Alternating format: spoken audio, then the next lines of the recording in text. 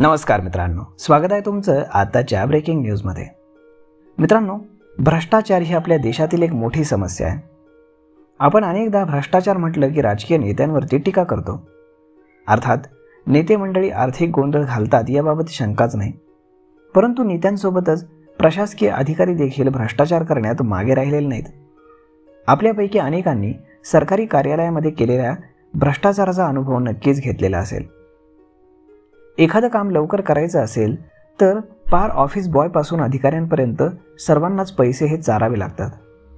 असो, पण या नियमाचं संरक्षण करणं हे पोलिसांचं काम असतं। पण आता असा एक व्हिडिओ व्हायरल होतोय ज्यामध्ये खुद्द पोलीसच लाच घेताना पकडली गेली आहे।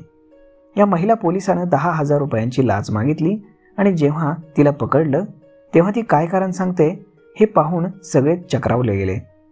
बिहारमधील वैशाली तालुक्यामधील ही घटना आहे। तर झालं त्याचं असं की एक व्हिडिओ क्रिएटर टीमनं सापळा रचून त्यामध्ये महिला पोलीस कर्मचाऱ्याचं स्टिंग ऑपरेशन केलं। ही महिला सब इन्स्पेक्टर म्हणून कार्यरत आहे। तिला 10,000 रुपयांची लाच घेताना पकडलं गेलं। लक्षवेधी बाब म्हणजे पकडल्यानंतर सुरुवातीला ती गोंधळली आणि आरोप फेटाळू लागली। मी कुठल्याही प्रकारचे पैसे घेतले नाहीत असा दावा ती करू लागली।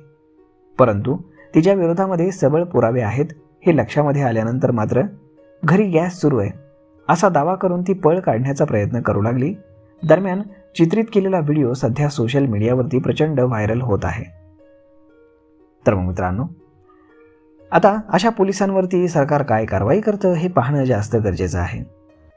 तर मग भेटूयात पुढच्या एका नवीन व्हिडिओमध्ये। तोपर्यंत तुम्हाला आजचा हा व्हिडिओ कसा वाटला हे तुम्ही आम्हाला कमेंट करून सांगायला अजिबात विसरू नका।